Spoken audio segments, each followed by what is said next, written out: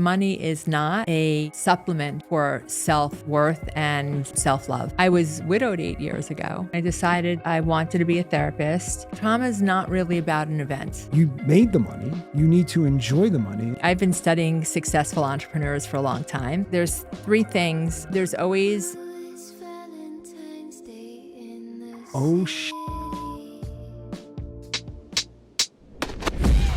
Each financial decision is not in a silo by itself. It has to be looked at and how it relates to something else in your plan. And most people are not looking at the big picture. This is John Smallwood, and we are back on Money Isn't. And we're going to be talking about something that is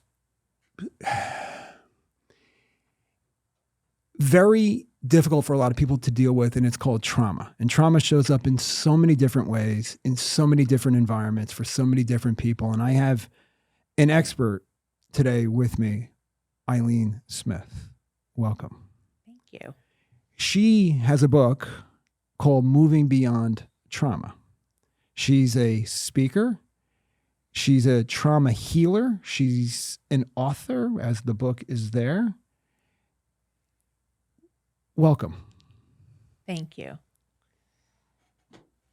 When we all know what money is, but when you think about what money isn't, what does it mean to you? It's a really good question, a good place to start. When I think about what money is not, it's not identity. And I think that a lot of people, especially if we go into the trauma stuff, they weren't seen or heard as children, they think that by having money and achieving success, that their lives are going to be better. So what money is not, it's not a supplement for self-worth and self-love. Wow. We can end here, right? Like, we can actually end here. You asked. I've actually thought about this a lot. We asked and we received. Yeah. When we met recently, I was really intrigued with the idea of trauma and how trauma shows up in so many different ways in so many different people. How did you get involved in the specializing world of trauma? In trauma? In the world of trauma. So I went back to school after having a career in banking. Oh, really? Yeah. I didn't realize that. Oh, yeah. I was in banking for many years. I was on the wholesale side of mortgage lending. You were? So I was guilty. That's powerful. Right before the crisis? Selling. Yeah, I worked on the wholesale side of mortgage lending, and I was selling things like 95 no documentation loans with a 620 credit score. So you know what happened there. Oh, very well. Yeah. So yeah, I was part of that train wreck. But I went back to school in 2011, I think, 10, 11. And I'm terrible with dates. Dates and directions is not my jam. That's why you have a guidance. It's all good. Yeah. And money managers. There you go. Yeah. So I went back to school and I decided that I wanted to be a therapist. And I knew that I wanted to work with families. And I started my career working with eating disorders.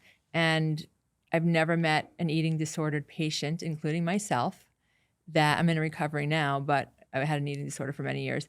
But I never met an eating disorder patient that didn't have a history of trauma. Interesting. I've also never met somebody with a history of addiction, meaning it could be addiction to gambling, it could be addiction to sex, it could be addiction to shopping, it could be addiction to working. All of those, coffee, all of those ways, alcohol, all of it, all of those ways that we use maladaptive behaviors to cope is generally the residual of unresolved trauma. Unresolved trauma. Yeah, unresolved trauma from childhood. Masking it, trying to cover it up, basically drown it in something. In something, because what happens is when you've had, let's just call it chronic stress. I don't even like to call it trauma because trauma is not really about an event. It's about energy that gets locked in your body when there's real or perceived threat. Say that again. Okay, need a little drink here. Yeah. Because that's really powerful, and I want people to really hear that. People think that trauma is an event, but trauma is energy that gets locked in your body around real or perceived threat. And it explains why 10 people could have the same experience, let's say a car accident, and have 10 different outcomes, meaning that one person can recover from the car accident and get in the car, and the next day they're fine, they drive to work. Sally, who was in the car, she gets behind the wheel and she has a panic attack. Yeah. Smallwood Wealth Management is the lead sponsor of this podcast. You have an opportunity to have a free, no obligation conversation with one of our qualified advisors. Go to smallwoodwealth.com, schedule a call, or call us at 800-797-1000 and get on our calendars. Right? Can't go over a bridge, can't drive out of the parking lot. And so what makes an event traumatic is how resilient you were going in. And how safe, how well in the experience you did or did not get to defend yourself. And then in the aftermath of who made you feel safe. So if there was a first responder there or a, somebody loving, right? And how you recover from the experience. Now I'm talking about that's acute trauma. But then we also have things like chronic stress through our childhoods. And in childhood, what's the primary job of the caregiver, mom and dad? To provide love and care. To make you feel safe. Right. So if you are raised by people that are not safe within themselves, they have their own dysregulated nervous systems, they have anxiety, depression, addiction, and they don't provide a safe container, or they're narcissistic and they don't allow the child to have their own emotions, what happens is that child winds up having to use their survival instincts of fight, flight, or freeze. And most children that can't defend themselves live in a freeze state. So freeze. In a freeze state. And you wind up, so then you move into adulthood. I'm just walking you through the whole thing. You move into life as an adult, and you're not fully formed as a human being. You didn't get to fully develop who you are. You experience the world from you've only watched anxious around you, right? So there's all that there you have anxiety. Maybe you always think the other shoe's going to drop, right? So you're always worried. Something's going to take this from me. Or you grew up with a depressed parent, and then you're depressed, or you grew up with the alcoholic parent, and you had an abusive parent that would come home after drinking all night and kick the shit out of you. And now you're just hiding from that. Right. So all of that, all of those ways you didn't get to feel safe as a child, all of that gets stuck in your body, in your nervous system. So you move into adulthood, right? And you have more responsibilities and there's more stress. And then you don't know how to cope with it. So all you do is you wind up doing things to try to escape or numb out, and all those maladaptive behaviors that we talked about. Does that make sense? Not only does it make sense, you just changed my whole thought pattern of how we were going to have this conversation and what I thought I knew about trauma, right? Yeah. So that energy, you're in essence saying the energy that's locked in your body. It's locked in your body, and that's why people might have a chronic issue, a chronic pain. Correct. Something that's or something emotional. Right, where they can't open up. They can't resolve because their body is so, it doesn't feel safe. Remember, they had all this chronic stress that they never got to feel safe in as a child. And they move into adulthood still not feeling safe. Don't know how to Nothing's changed other than the environment. So if you don't feel safe, the environment changed. But if you never feel safe, you never freely open up your possibilities. You can't. You can't. You can't, because you're living with survival physiology of fight, flight, or freeze, which are only meant for acute periods of time, right? Survival energy. Yeah, tiger's coming after you. You have to run. So their systems, it's like those survival mechanisms get stuck in the on position, and they're always trying to find a way to survive. So they don't really get to fully live and experience life in the present moment. And they don't really get to be fully expressed of who they are. And people just think it's just normal. It's just stress. Stress is only what you make of what your experience is. Yeah, your perception of the moment. Exactly. Yeah. I mean, because 10 people can have the same, again, like the car accident, 10 people can have the same stressful day. One person's going to go home and have good self-care. They're going to do yoga. They're going to take a cold plunge. They're going to have a nice, healthy meal. The other guy is going to be like, oh, I had a stressful day. I can't cope with it. I'm going to go have a big fat fucking steak and a bottle of wine by myself. I mean, but think about it, right? Yeah. And so that tells you where people are on the spectrum of healing. Wow. So, okay. So do you want to get back to money? I don't think so. I don't think so. Because like money, okay. Trauma, not withholding, but hanging on to this experience and that energy is going to affect your money. The way it's going to affect you think about money. 110%. And so here, I'll use myself as an example. So I grew up in an upper middle class Jewish family in New York, and in a wonderful area, in a wonderful neighborhood. Let's shout out to Rockaway Beach. There you go. But I grew up. My parents were first generation born Americans. My grandparents were Eastern European Jewish immigrants that came over in, I don't know, the 1910, 1915, before the Depression. But both my parents grew up in homes where there was a lot of fear and scarcity around money. Yes. And so I grew up in a house where... Embedded by fear and scarcity. It was embedded. Like, okay, my dad was doing well. I mean, he was a real estate developer in Brooklyn, and he was doing well, right? And we took nice vacations. We had a really nice life.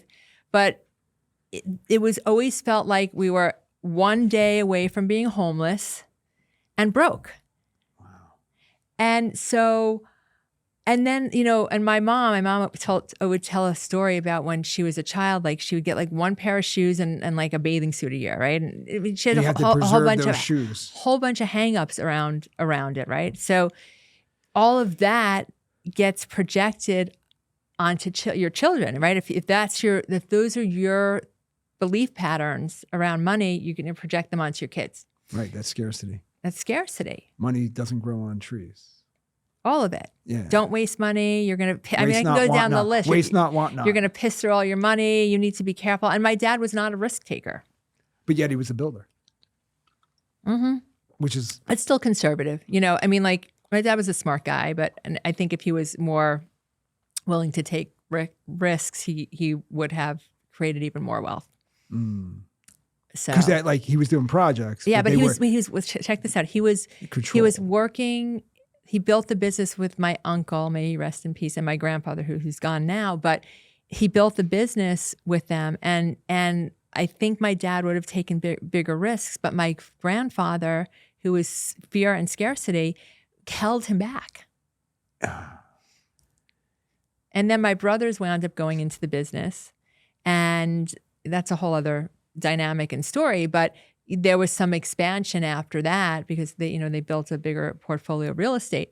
But you can still see, I see it still in my brothers and the way they think, about stuff. Which is very different than me, because I knew that I had to break those patterns for yourself, for myself. Yeah. Before I could actually really make money.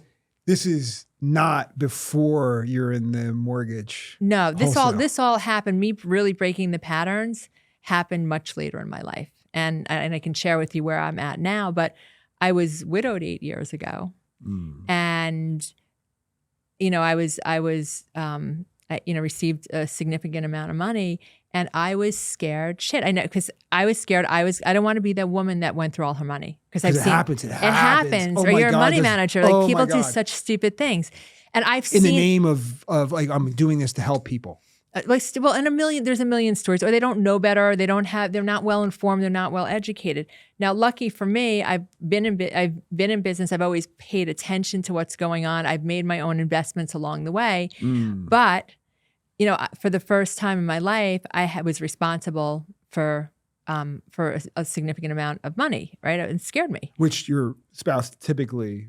Well, yeah, I mean, and I'm in charge of it. Well, here I grew up in a house where I was supposed to go to college, get my MRS, and make babies, and I chose not to do that. Right. But I married somebody who was wealthy. And so at some level, I never really had to have or really think about creating my own wealth. It was just being done for you. It was being done for me. And that's what it was supposed to be, because the messaging that I received along the way is somebody else will take care of it. You're not, you're not really capable of it. I wasn't empowered. I would say this. I wasn't empowered because they weren't empowered. So how can you empower? You didn't have that role model to say, I'm an empowered person. I'm not empowered. Yeah, like there was fear and scarcity. Don't waste your money. Be careful. And so I never got empowered to take risks or like really educate myself about all different asset classes and really understand public markets and private private credit and private equity. So and venture. So I've taken that journey, but my desire, because when I I've been well taken care of. And so the mentality at a certain point in my life was, don't piss your money away. Yeah. And and this is where my mind would go. You're never going to make what you have, and you got to be really careful. This is your one opportunity. Don't. Exactly. Don't, whatever that is. Whatever. Just don't do that. I just hear my dad's voice, like, don't piss all your money away. Yeah. Preserve it. Yeah. Even the name of my book is so wrong. Oh, what's your book? It's Your Wealth, Keep It. Ah, so interesting. It has it's a scarcity mindset. I didn't really understand that until this morning. Until this morning. Oh, right. Yeah. Right. Interesting. It came out to me. I was like, oh my God. Like it's all going back to safety, and safety is an issue. So I've had this journey. My husband's gone 8 years now, my God, which is so hard to believe. Sorry about that. So I've had to really figure all this out. And I'm like, somewhere along the way, I'm like, I'm never going to create more wealth for myself if I don't get through this process of fear around money, shame, and self-betrayal. And then you have this. Sorry, go ahead. I was going to say, I just want to wrap this into it. You also have the actual loss, and he was young. He was 18 years older than me. Okay. And so I was dealing with grief, but let's put that aside. I mean, there's because that's a whole separate thing. I mean, all of a sudden I'm thrown into a completely different structure in my life, and I'm completely disoriented. But the bigger piece at this point was, how am I ever, going from the fear and scarcity of I'm never going to create what I have to I'm capable of creating more wealth for myself and being in control. And being in charge. And by the way, 4 money managers later. Oh yeah. So, I mean, now, there's some good let's just talk about stories that for a second. Yeah. 4 money managers later. Yeah. I'm with the right people now. Yeah. And and not me. So, with just that distinction, what did you learn each time that you went from money manager A to B to C to D? Ready for this? Yeah, I'm really ready for this. All right. Glad you're sitting down. Not everyone is smarter than me. And that I need to trust my instincts and my intuition, even if things go in the wrong direction. I made that decision. And own that decision. I own that decision. Now, and the other piece is the big one for me, and I have great deal flow now, is that I only invest with people that are smarter than me. And that have done serious due diligence, even though I'll do my own due diligence. But there's one other thing. If I don't understand what I'm investing in, not gonna do it. It's a no. And I've made that mistake.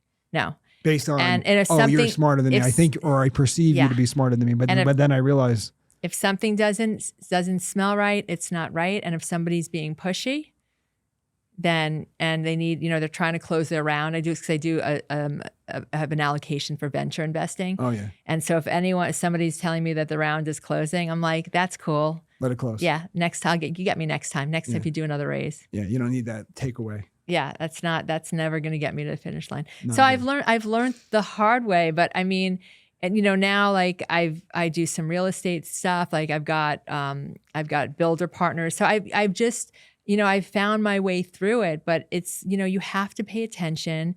You have to decide who you want to be in business with, and you need to spend time with the people that you're giving money to. Yeah. And frequency. You need to be with them frequently. Yeah. And you need to make sure that, don't, just because somebody sends you a bunch of numbers on a spreadsheet doesn't necessarily mean that those are the right numbers. Those future projections. I don't believe in future projections. I think they're bullshit. They're all bullshit. Yeah.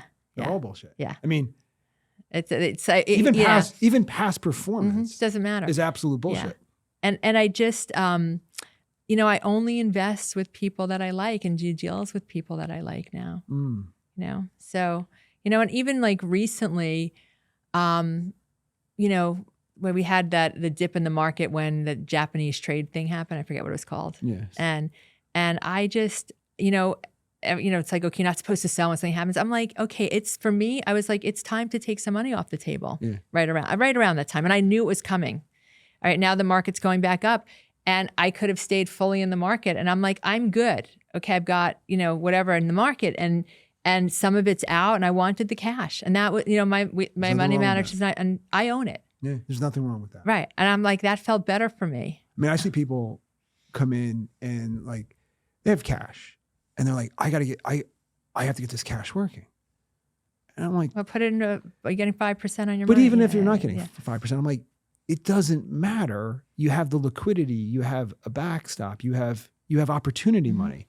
So many people make the mistake of being all in and like, oh, if I'm not all in, I'm not going to make it. I'm like, no, you need every dollar has a role. Right. That plays in the plan. Like that dollar's role is providing that confidence. That's right. That opportunity fund. Like my grandfather used to say, ready money is Aladdin's lamp. And I'd be like, I like it. What are you talking about? Like, what does that mean? But it is. You gotta have dry powder. He's like, if opportunity presents itself and you're like every other moron, you're going to miss it. That's right. Because you won't have any money. That's right.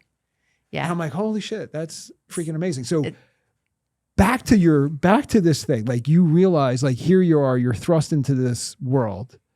You're doubting your confidence. You're doubting who you are. I didn't know I could do it. I didn't even know I was capable of it because the messaging was so deeply imprinted from all their trauma. It's multi-generational trauma. And the people that you actually hired had a lot of trauma. And they're infusing that trauma in you also. Well, there was that too. Because the first manager, like the market went down and he was like shitting in his pants. I'm like, okay, this is not a good situation. Yeah. Like the world was coming to an end, whatever that was, 2018, right? You're on 2018, 19, whatever it was before the COVID, there was a dip. Oh, right in that big COVID dip. Like it was before COVID. In like January, February, we were having like 1,000-point days. Yeah. And he was like, this guy was like, and I thought the reason why I hired the first guy was a small family office, and I thought they were going to bring me good deal flow, and that every deal I brought them, he's like, oh, I don't know if you should do that, and I'm like, okay. So because it was outside of his boundaries. Yeah. And then the second guy, okay, when the market was at its peak during COVID, see, I get like, this is the thing, and women are better investors than men, right? They have better intuition. Right. And so right before the market was like, right at the peak, I called my guys and I'm like, I want to sell. I want to take some gains and go, right. Take some of it off the table. I'm feeling like this is a good time to do it. And what he said to me was, if our strategy is to stay in, we're long term, blah blah blah blah blah. The script, right? How that goes. Oh yeah, it's a wonderful script. And he said, and if you want to take money out of the market, he's like, you're going to have to find another money manager. Okay. And so he scared me. See, this is before I had control. Before I felt like I was really in charge, and this was the big lesson for me. He scared me of keeping all my money in the market. And I left, and listen, I came back, but at that point I would have taken some of that out for other things outside the market. And there's those ratios that there should be a proper balance of money in the market, money in private equity, and cash. Exactly. And like you replenish the cash. Exactly. And so I didn't listen to him, and then the market went down. Well, you did listen to him. Well, I did listen to him, but and the market went down, and I was pissed. I was really pissed. Oh yeah. And You see, I went- knew this. I knew well, this. and he's like, well, how did you know? I'm like, how do you not know? The market was up like 50%. I'm like, I had gains that I wanted to take. Like, it made sense. he's like, you can't time the market. I'm like, I understand that, but like, I don't like that script. The script to me is 50% up means some money out. Take some money out. Yeah. So Replenish cash. I wouldn't restore. talk to him for like 6 weeks. He kept calling me. I was so mad. And I finally picked up the phone, and he was like a bad like used car salesman. And That was his training. yeah. And I said to him, I said, listen, I'm not mad at you. I'm mad at myself because I didn't listen to myself. And he says, well, what's the difference? You're going to be fine either way. Because he's looking at your money. I know. And I said, And she's got a lot of money. And so that was it. That was done there. That's a good reason to be done. That was a good reason to be done. It's a really good reason. Yeah. To be And done. then I eventually what I did, which makes more sense, and I finally figured it out. So now I'm at a family office. And every conversation I have in my head, I have the guy to have the conversation with, and he listens. Which is it's really important. So this listening to yourself, yeah, it's everything. drives you to go back to school. But wait, hold on. So no, I went back to school in 2010. Yeah, but like you're back to school. This happens after. Oh yeah. You're trained, but you're still doubting yourself. Well, put the training aside. Like you learn nothing in school. You don't. You don't learn anything in school. You're like watching this like not New Yorker over here, like these two East Coast people are like with our banter. It's like you don't learn anything in school. It's just not. But what your GPA doesn't dictate your income, except for the first year out of school. Yeah. So what I really learned is, and this is the work that I do with my clients, is it's something that I call the truth method. And if you think of self-betrayal and the center hub. Okay. And then you think of everything that leads you to self-betrayal. Okay. And you can let's play the game. Fear, shame, imposter syndrome. Oh yeah. Emotion, wanting to please other people, not being clear about what your emotions are, right? Doing it for people to like you, doing we can go down the list, right? Keep going, because it's really wonderful. Thank you. What else is on the list? Well, here, it's really, if you think of it, the simple way of thinking of it is you let your environment control you rather than your internal environment. Your outer environment winds up controlling you, right? And it all starts with your childhood, how you were raised, where you had to abandon yourself as a child. So if you think of it from this perspective, when a baby is born, there's no discernment between the baby and its environment. Correct. But then your environment cues you to all the things that are wrong with you, and you start to abandon yourself as a little person. At what age do you think? I think it starts the moment that you can start taking care of yourself. So I'm going to guess around, I don't know, at what age do you remember hearing as a child that you were not supposed to cry? Don't cry. 3? Is that like 3? I think it's like when you're verbal, when you start to talk. Yeah. So I think at that age. Don't cry. You're going to be fine. Yeah, you're fine. Be a good boy. Get A's. Go to Harvard. Be a professional athlete. Be the American dream. Go play with Johnny next door, even though he kicked the shit out of you last week. Yeah, he won't do it again. He won't do it again. All that, right? Yeah. Meanwhile, he's got tremendous trauma in his household that's making him he's beat the shit out of everybody. Right? So all of that. Stay out of that household. Yeah, it all impacts you. So I don't know where I was going with that, but it was a good place. It's the list. So the list of all the ways you start abandoning yourself. So then you move into adulthood and you betray yourself. All of those things that don't get healed. You keep betraying yourself. You take them all the way with you through. And you just keep repeating. And you just keep repeating those patterns. They're imprinted. So they're patterns that get repeated in your adulthood, right? Like the person who winds up being very codependent, right? And they ignore their emotions. They're always worried about everyone else's needs. The enabler, the codependent. Right? We know that. All those wonderful things. All those wonderful things.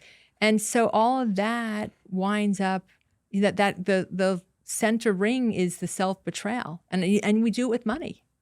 We do it with money. We do it with everything. You do it with relationships. You do it with money. You do it with the self-betrayal. Like you're sitting here thinking about something that you want to do, and then you don't actually take the action to do it. You're betraying. You're betraying yourself, right? And self-sabotage is self-betrayal. Doubting, oh my God, I'm successful. I have to now unwind my success, which I did numerous times. Nobody would ever believe that I did, but I know I did. Things were going well. You wind up doing something to just sabotage it. I have the most amazing. If you looked at my personal, let's just say, income chart, and you overlaid it over everything, it's like 3 years I'm back and up and down, and then I have this like breakthrough. And then I'm like up and down, and it's down. And then when you're down, you're feeling like shit. And then you go, oh, I'm going to reinvent myself again. And then I go up again. And it's this 3-year pattern. And I'm in the center of another 3-year pattern, which I now have figured out. You figured it out. A lot of stuff. And it has to do with self-doubt. It has to do with betrayal. It has to do with identity. It has to do with doing things for the wrong reasons. Like it's all self-betrayal. I found myself in relationships. My wife said, like, you're controlling. I'm like, what are you talking about? I'm not controlling. I'm like Mr. Abundant. I'm not controlling, right? And it was like, then she's like, you're controlling. And I'm like, so are you. You know, like we were in this whole thing, and it was like a funny back and forth. And then I realized I'm doing things in my relationship for a specific outcome. And then when I don't get the outcome, I'm course correcting to get back to try to get that outcome. And the more I course correct, the further that outcome becomes. And I couldn't see it.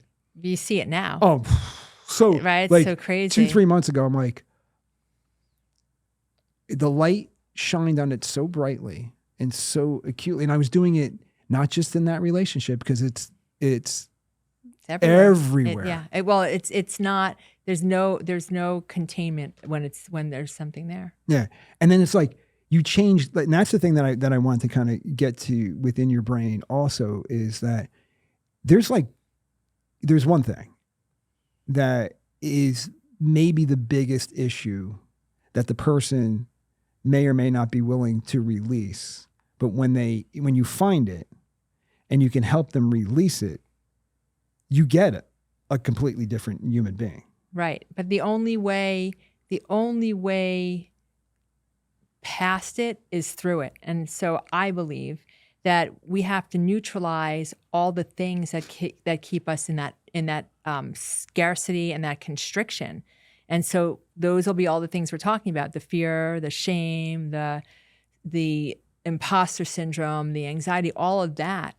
We have to get to the bottom of it. We have to get to the root of it. The root cause. The root cause, yeah. And once we can do that, we can help. What I say is that we neutralize it. So it has a lot of charge. That's why it grinds up so much energy and puts us in such a way that we're betraying ourselves and we're letting the environment control us. And your life is becoming more, like, let's just say, harder. Yeah. Your life is becoming more. It's a management issue. And so everything, in my opinion, okay, and I know how it's worked for me in my life. If you can be anchored enough in yourself where you're not betraying yourself, there's nothing else to do. Everything else falls into place. It's all done. It's all done for you. Your capacity, that's how we get to flow state. Is by being completely congruent and aligned with who we are.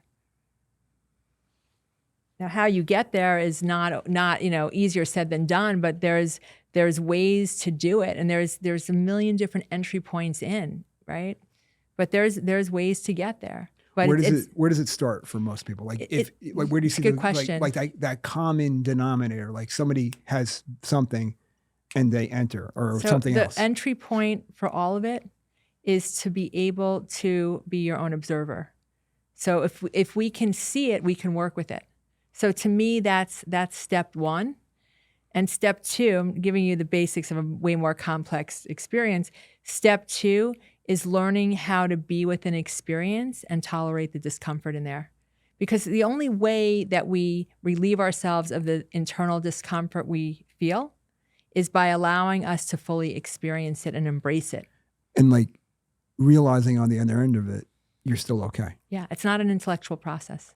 Like, Because you only build resilience by being able to tolerate the sensory experiences in your body, because every emotion has a sensation. say that again. Every emotion. No, but you don't get the resilient or where You can't build, it's like a muscle. Yeah. You can't build resilience within your body without being able to tolerate the discomfort. The more we try to resist, the worse the bigger it becomes. Yes, just like not being honest or betraying yourself. Right, one betray leads to the next. So compounding on compounding. Yeah, it doesn't work. It does in the in the short run, it's great, but the long term, is always just more of a clusterfuck, right? So that the work becomes observer. You can't understand where you're going until you fully understand how you got to where you are, and then being able to work with the discomfort that you feel in your body, because it's not just an intellectual exercise. There's more to it. Yeah. You have to bring the body into it, because The the body's what's scared. The emotional flight or All the survival physiology is in the body, not in the head. So we have to bring the body into the healing process along with all the intellectual roadmap, but the body has to be part of that process. And that's what I talk about that in the book. But I'm getting ready for another book. It's coming next year. It's going to be wonderful. Thank you. It's going to be I'm the best excited. book you ever wrote. Now, you're talking about the observer. Mhm. I remember years ago I got, really into, my father and I were like really into like Deepak Chopra. And he had the whole concept of the observer. Mm-hmm. And hovering above. I think Eckhart Tolle had the same thing, Yeah, right? So it was different like- ways of unpacking it. And yeah. But that observer, when I observe myself, and I visualize this hovering over myself and watching, like even this at this moment, it's like, are you being authentic? Are you being the true, Smallwood? Are you being, are you really being you? And then if you can be critical in that, you're not really being authentic. You're Well, not it's really being able to show up for yourself, correct. right? Because everybody has this, The judge is there. As judge is always there, available for us if we choose it. if you're laying in your pillow and you're dreaming about, I'm going to hit $100 million, just use that as an example, right? And who is that person that owns that, has that, feels that, has that thing? It's very different than the human being for most people, whether it's 200 million, 300 million, a billion, I don't care what it is. The perspective of it is you are a different person. But what I'm hearing is if you realize that you're actually that person right now, then that it just you can actually accept it. Correct. And that's part of it. You're gonna, if you don't fully believe deeply inside of yourself, in your body, in your unconscious mind, that you are that person, and there's blocks, right? Oh, I don't really deserve it. I can't get there. Right? There's a million narratives that will push you away from what you think you want. And your friends are infecting you because they have the same issues. Their fears, right? And they haven't addressed it. Their fears come in. And people get together and they love, I can walk into certain locations and I know the people, and there's this conversation going on about everything that's wrong, and they're just bringing everything back up, and somehow there's a sense of enjoyment. Misery loves company. Isn't that the saying? Oh, is that the company? That's what that Misery thing loves says. company, or Misery something. loves company. or something. And to get so somebody's at this level, they don't understand what they're doing to themselves. But if you're listening to this right now, you're probably seeing a pattern evolve. What would be the first step in actually trying to figure out how to resolve the issues? It's a good question. Well, I think the first step starts with really dialing in on what you desire. Truly desire. Truly desire. Without restriction. Without restriction. Without what you believe your limits are. Because we will say what we want based off of some limitation that, which usually is the trauma, that we can only have this, right? Staying in the container. I can only make $250,000 a year. I can't make 2.5 million. Correct. Right. So the piece of not believing in yourself and that you have capacity for something bigger. But that, again, like, it goes back to the core of what I was saying earlier. None of that is possible until you break down all the barriers that are keeping you stuck. And that's scary because, remember, the barriers are also like bumpers. They're bumpers. They're They're protection. bumpers. They're bumpers. Yeah, they're bumpers. keeping you from going through that pain. That's right. So you're saying rip the Band-Aid off and go through the pain. Well, slowly, but Yeah. there's. But you need help. But there. What's that? I'm sorry. People need help. Yes, correct. There's ways you can get support, but it's one thing at a time. Like, I knew, right, that the fear of and the messaging and multi-generational trauma was keeping me stuck. So I had to be willing to start really uncovering and revealing all the ways that what wasn't mine, what I was holding on to, and all the ways that mindset was protecting me from really getting what I desire. And then I had to be with the discomfort, because don't think, writing a check for an alternative investment was comfortable the first time. No. Or the second time. No. Or the 10th time. Right. Or making a decision to, do other things. It's not, but at some point you get comfortable because you're able to tolerate and tune in to yourself versus your environment. It's about, and that's it really at the end of the day. It's about learning how to tune into yourself and not letting the environmental factors override what is inside of you. And changing the environment to be in alignment with that what's too, inside making of you. sure that you're in an environment that supports what you desire. Because if you're in an environment that doesn't support what you desire, you're never going to get to where you want to go. Whether it's your job or your family, all of it, your marriage, your friends, your social scene, your habits. Like mold. Just festers. It festers. Just keeps on growing. Yeah, just keeps growing if you allow it to. Right? So you got to change the environmental components to put yourself in an environment where you're going to thrive. So, right, it's so easy to blame everything else around you for something not working out or you not getting what you want. But you're not with that, because that's really, it's really, if you ask yourself the question, how willing are you? Or how willful are you? And to go after what you really want. Oh, yeah. Yeah.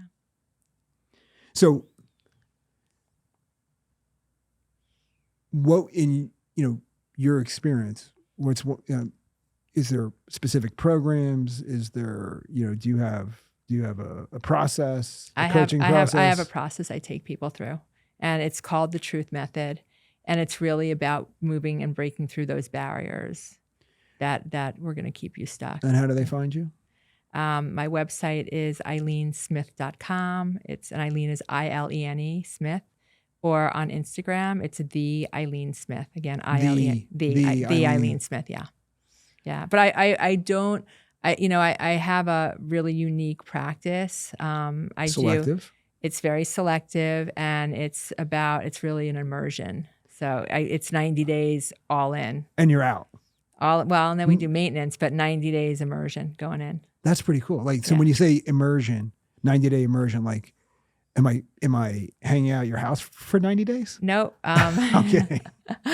Not quite. But what I do is it's me. I put together a team. Awesome. So if somebody comes into the process, they work with me and they work with a team of people that I put together.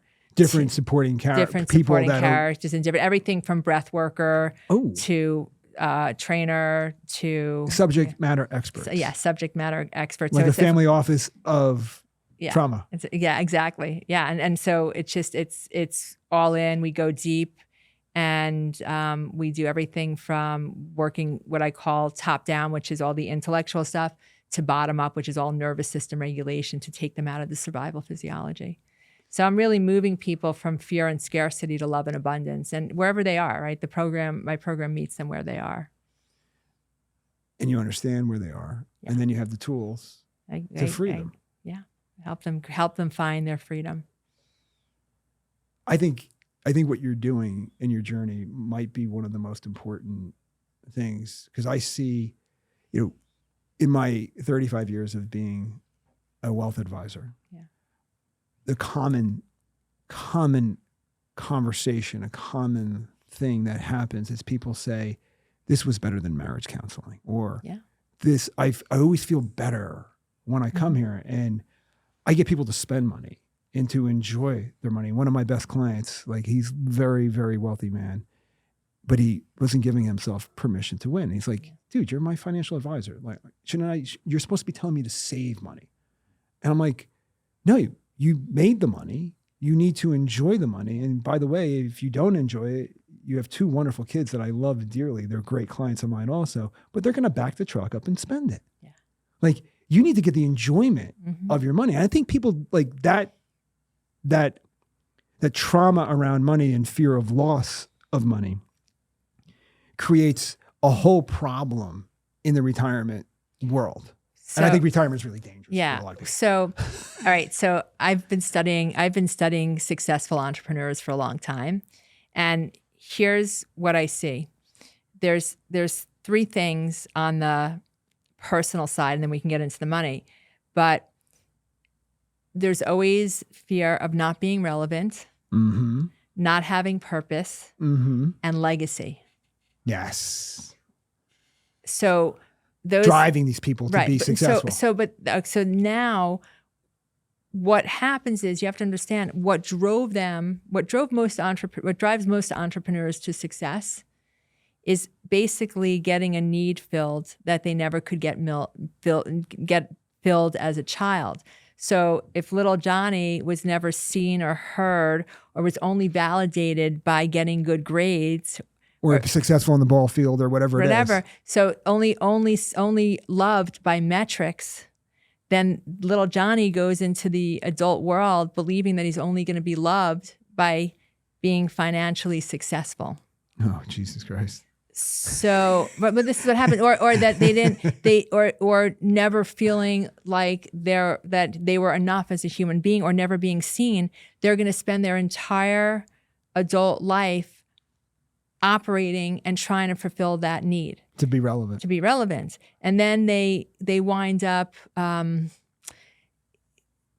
Let's say they have a big exit. Little Johnny now is Big Johnny has a big exit, right? He's $500 million exit. Right. And he's just saying, like, he's freaking out. I see this all the time. Yes. He's freaking out because he does not know who he is without the doing, business, without the doing, whatever the widget was. Right. And so he's ready to go build another company.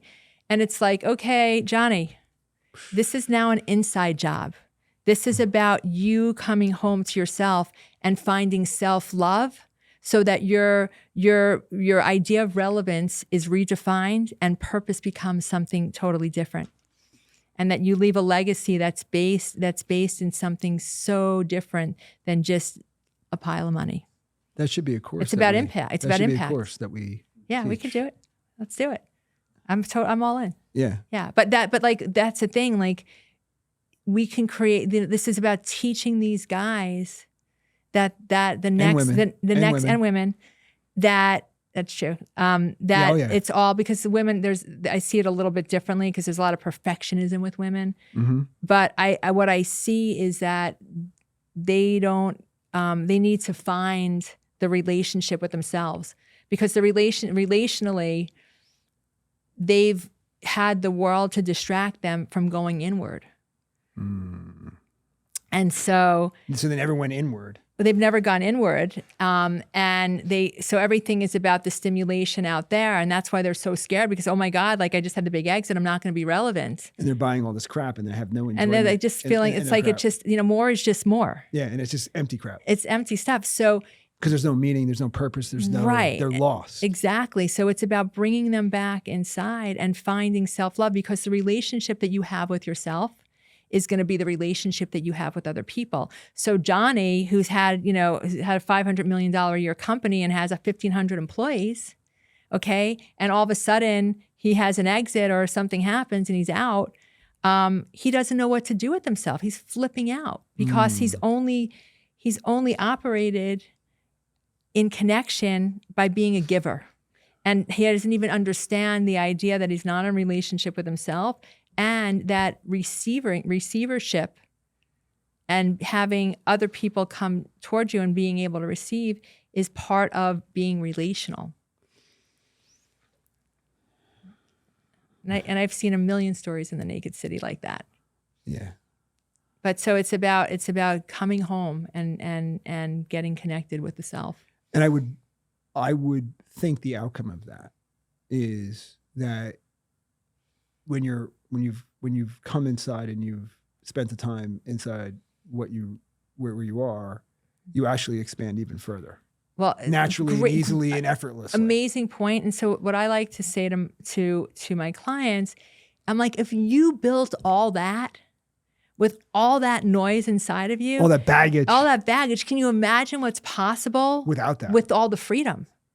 And I've seen like, and what I like to say is I take high achievers and I turn them into conscious leaders, because what they create next is there's a huge ripple effect. It's incredible. Incredible. Like the impact that they can make when they get to the other side is extraordinary. That's an and so journey. That's, where I'm at in my journey is to really that's why I'm very selective about who I work with, because I want those people coming into my orbit, because to me the bigger piece is having the ripple effect. Love the ripple effect. Yeah, the ripple effect. Love the ripple effect. And that's a beautiful visual of possibilities. Yeah, thank you. This was absolutely incredible. Thank I feel you. like we can go talk for another several hours. Yeah. I'm down for putting a course together. I totally am. I think that course would be like completely changing, because so many entrepreneurs, so many people are just trapped. Yeah. Trapped, and they're successful, but they sit there and they're not successful in their minds and in their brains. Well, here, I'll give you one last nugget on this. Yeah, please. So let's go back from they didn't get what they needed as a child. Yeah. Okay. Now they're adults. So they create, and what they do is they build their whole worlds around to be protective of all the parts of themselves that they don't want to experience and they don't want to look at or expose, reveal, right? So they build exactly, and so they build these incredible ecosystems that eventually become prisons. Oh shit! And so it's like, this is about letting them out of prison, helping them find their way out. It's a rebirth. The whole process is about having a rebirth. Like, okay. You just hit something that I have to spend like a couple minutes on, because, in my career, I wanted to be incredibly busy with an incredible amount of clients, an incredible amount of opportunity, and that schedule to be, packed. And then you get there and you're like, you're in jail. Exactly. Because now you can't get off that. Yeah. But didn't you want to be relevant? Why did I write a book? Right. Why do I have a podcast? Why do I want to be relevant? Why do I have a podcast? Because we all want to be relevant in some ways. Right. You totally want to be relevant, right? But Yeah. it's like when you realize like the pattern, the way in which you built it is actually not the way it should have been built, but you did it to protect, whatever issue I have as the only child. It's built as a false pretense. Right. One of the reasons I bought the boat just came up to me and I didn't really realize it. And I had many, many boats, but I was sitting with a group of my friends. We were running his boat from Florida to New Jersey, and childhood friends. And like, you're the guy that loves boats more than anybody. We're surprised you haven't had more boats. And I'm like, I know. And then I go out and I buy that beautiful freaking boat. And I bought it for the wrong reasons. Of course. I bought it for reasons to fulfill, like, okay, here's the trauma. Yeah. Here's the reveal, okay? We're on a family trip going up the Hudson River. We're in Lock 6, Champlain Canal. Crop duster comes up over the trees, hits a wing, and crashes 15 feet in front of our boat. No way. Wow. We save the guy. we're in Schuylerville, New York. So that night we go to this restaurant at Saratoga, which I had no idea what Saratoga is. And they have there's a lot going on up there. and they have 5-pound lobsters. My dad's like, get out of it, whatever you want, right? And we come back to the boat that night, and there's like every fish in that channel, in that lock, is now dead and floating because there was an illegal substance. So when we rescue the guy, he's like, get me to the side. And we pull over like towards the side. He jumps off the boat. He swims to the side and he's running. Oh. And we're like, he had an illegal pesticide that he was spraying into the crops. Wow. And now it's in the water and all the fish die. Okay. And then my father, we don't take the trip back down. And then my father starts every time we're going to go on a trip, he ends up in the bathroom for 3 days.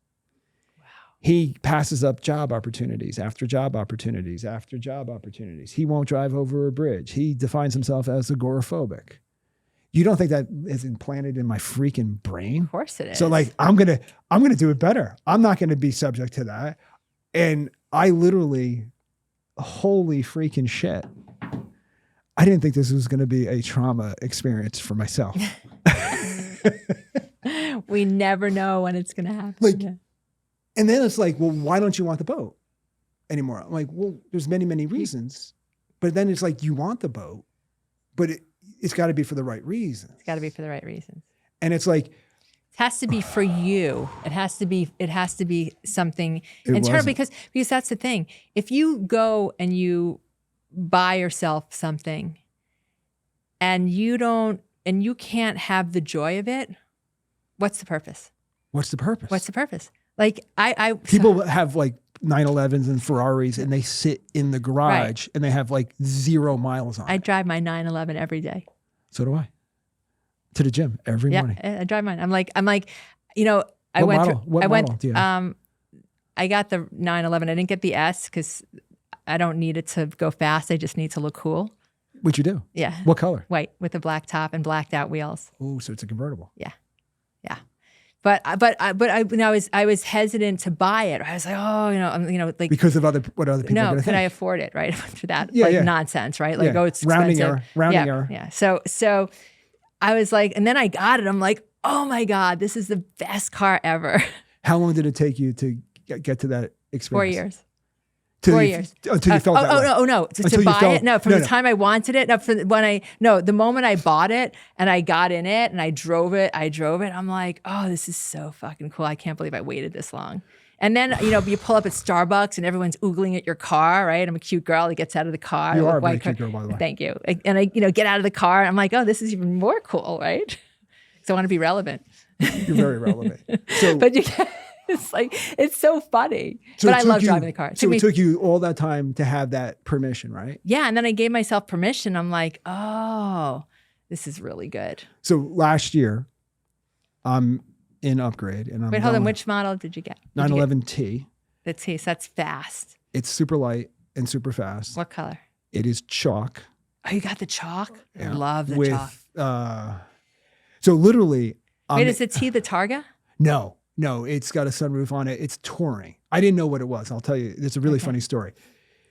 So I'm trying to lose weight. And I'm like, this is the whole journey of identity and the whole thing. And I'm working with my coach, Ken. And Ken's like, I want to get to 175. I'm from 226. I'm trying to get to. I can't believe you were 226. Yeah, I was. Those pictures, no one would ever believe that. I was. You look like you've been like doing this for years. Thank you. So, but I break through 180 and I keep going back up. And Ken says to me, he's like, here's what we're going to do. We're going to play a little game and we're going to work with your unconscious mind and we're going to connect a goal. I don't want to know what you want. Like you have this list. I want you to pick something that you've never given. You've been on the list for a very, very long time that you've never given yourself permission to have, but you can afford it now. Right. But when you hit 175, you have to give yourself that goal.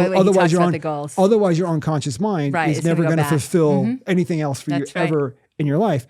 2 weeks later, I'm 175 pounds. You went and got the car. So now there's a 1.5 year wait. Oh. So I literally walk out of my out of my front door. A year and a half wait, really? Yeah, a year and a half. Last August, there was a year and a half wait. And I'm like, I walk out the front door. Wait, what recession? Yeah, what recession? And I walk out the front door, and there's my neighbor runs Ray Cattina Porsche. Oh. And I'm like, Jim, I need a car. What kind? Like a 911 4S. It was what I wanted.